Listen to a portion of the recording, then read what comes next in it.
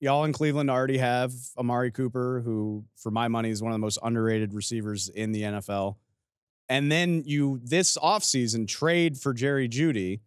And I'm just curious from your perspective, how does that go for the receivers coach and the assistant receivers coach? Like, did you have time to watch tape of Jerry in Denver and be like, yeah, we would love to have this guy here? Or were you doing something completely different and you get a call like, guess what? Jerry Judy's in your room now. Like, how does that go?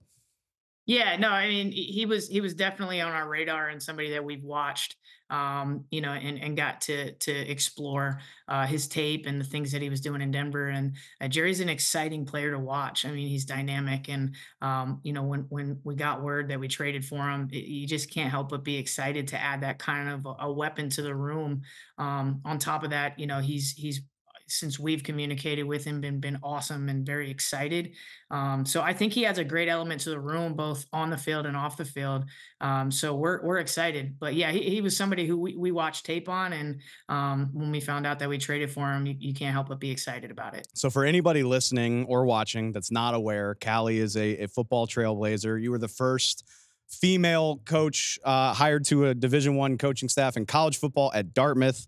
Also, the first woman hired as a position coach in the NFL. And a fun thing about following your journey is, I think, and it's incredible, and it's cool to see you break those barriers. But it's also been a minute since you've done those things and you're kind of settling in. I'm curious, as you settle into coaching in the NFL and just getting acclimated to that, how have you seen representation change? How have you kind of seen this grow over the years where maybe it's not as new as it was a few years ago?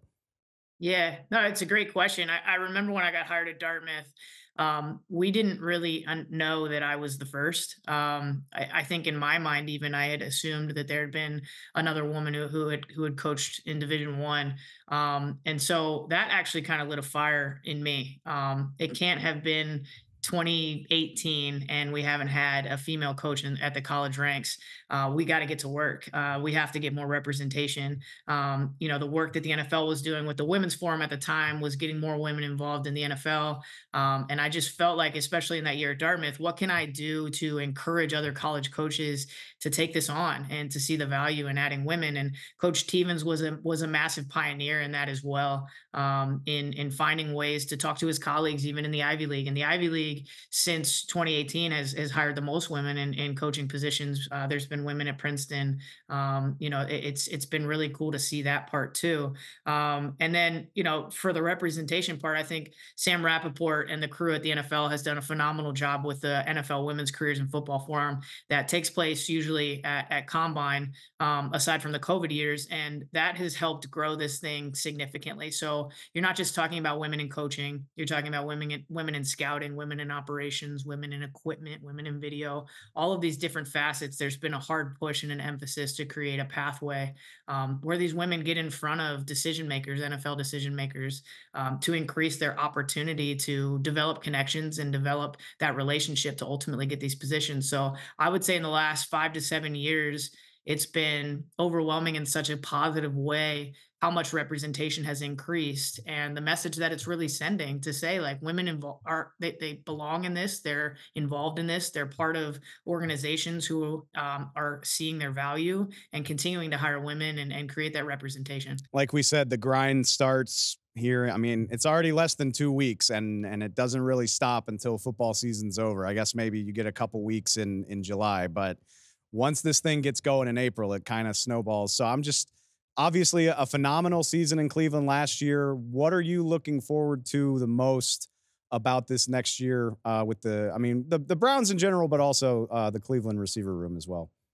Yeah, for our room, just excited to continue to grow. Utilizing the group that we have. You named Amari and Jerry. You've got Elijah. Really excited to see Cedric in his second year. There's a lot to be excited about, and the good thing about that room is they're just never satisfied. So yeah, great season last year, but everybody's going into it with the mentality and the attitude of how do we take this up a notch. So excited to start that process because that does just like you said, start in a couple weeks. Us cranking it up and setting the tone starts with what we do when we report in April. And then just for the team in general, I'm just so excited to see how we continue to grow together. And I thought what we were able to accomplish last year, considering the things we were going through, was awesome. And it's a great foundation to build off of. Obviously, all 32 teams deal with having to have new faces and say goodbye to old faces, but I'm really excited to see how this team comes together. I think we have a lot to be excited about going into this year. Yeah, I mean, it's easy to forget here in April now, but yeah, I mean, if your receivers room can have a year like that with 5 different starting quarterbacks, hopefully, the sky's the limit if you can keep it to like 1 or maybe even 2. So, we'll see how it goes. Callie Brownson, I appreciate the time so much. Thank you for stopping by. Thank you for having me.